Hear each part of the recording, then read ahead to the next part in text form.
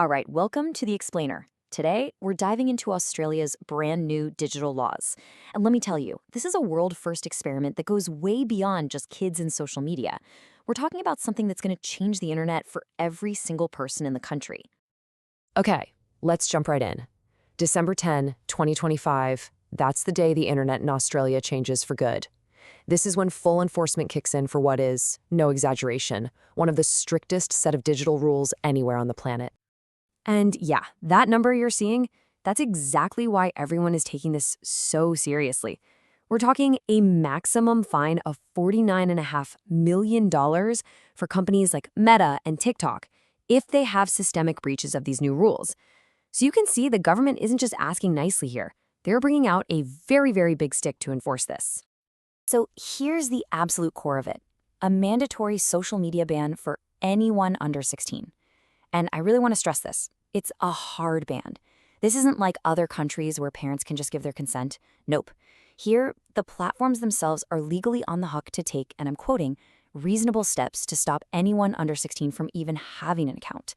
The burden has been completely shifted from families squarely onto the shoulders of these big tech corporations.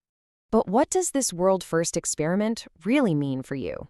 I mean, that's the big question, isn't it? Because the answer, well, it's a whole lot more complicated than just a simple age limit. This isn't just about protecting kids anymore. It's about a fundamental rewrite of digital rights that's going to impact every single person who uses the internet in Australia. All right, let's get into the nitty-gritty. Section 1, the rules of the road. What exactly is being banned here? Okay, now this is where things get really fascinating. Just look at the distinction the law is trying to make. You've got major platforms like Facebook, Instagram, and TikTok on the banned list for anyone under 16. But then, on the other side, apps like WhatsApp and Messenger are totally fine. Same thing with YouTube. The main site is banned, but YouTube Kids is exempt. So what's the logic here? Well, it all boils down to a very specific legal definition. And that definition is all about primary purpose. See, the government's argument goes like this. A platform like Instagram is banned because its significant purpose is broad social interaction, even though it has direct messaging.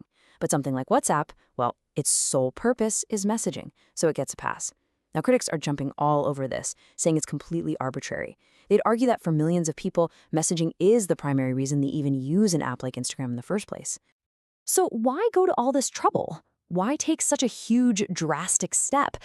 Well, let's look at the official case for protection. The entire policy, as the government tells it, is about one thing: protecting children from the very real, documented harms of social media. And they definitely have the public on their side for this one. I mean, look at these numbers. A poll from YouGov shows that a whopping 77% of Australians support the ban. That is an overwhelming public mandate, and it gives the government all the political cover it needs to push ahead, even when experts are raising red flags. So here's the government's rationale, straight up. The Prime Minister himself has called social media a scourge on youth mental health.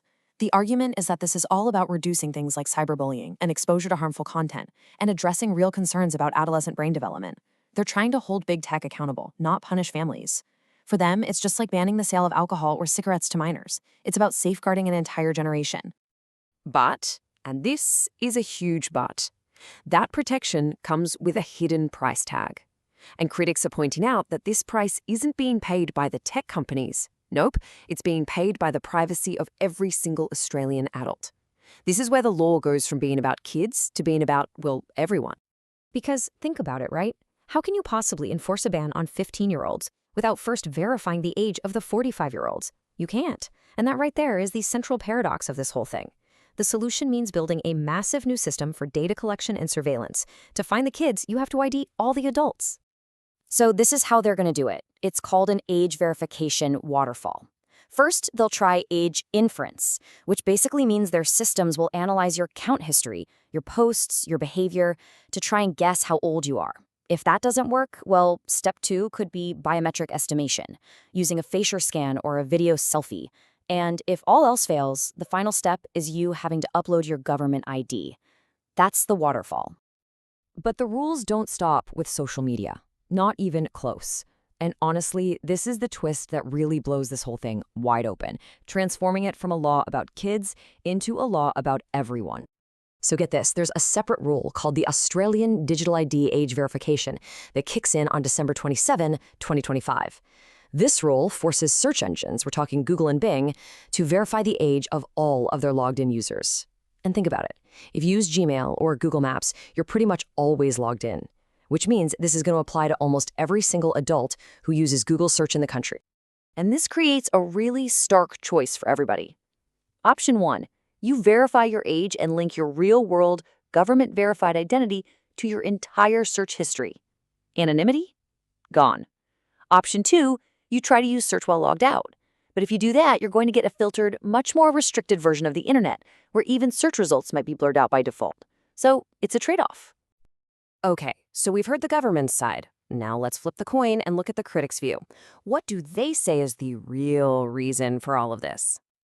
And this quote from an Australian teenager really just hits the nail on the head. This is like banning books until we are 16 and expecting us to magically start reading critically. It's a powerful analogy, right? The core critique here is that the government is picking censorship instead of education, and that it's just going to leave a whole generation of kids completely unprepared for the digital world when they're finally let in. So what's the real motivation, according to the critics? Well, they argue this isn't about safety at all. It's about control. They see a few key drivers here. First, political control, a way to curb youth radicalization and quiet dissent.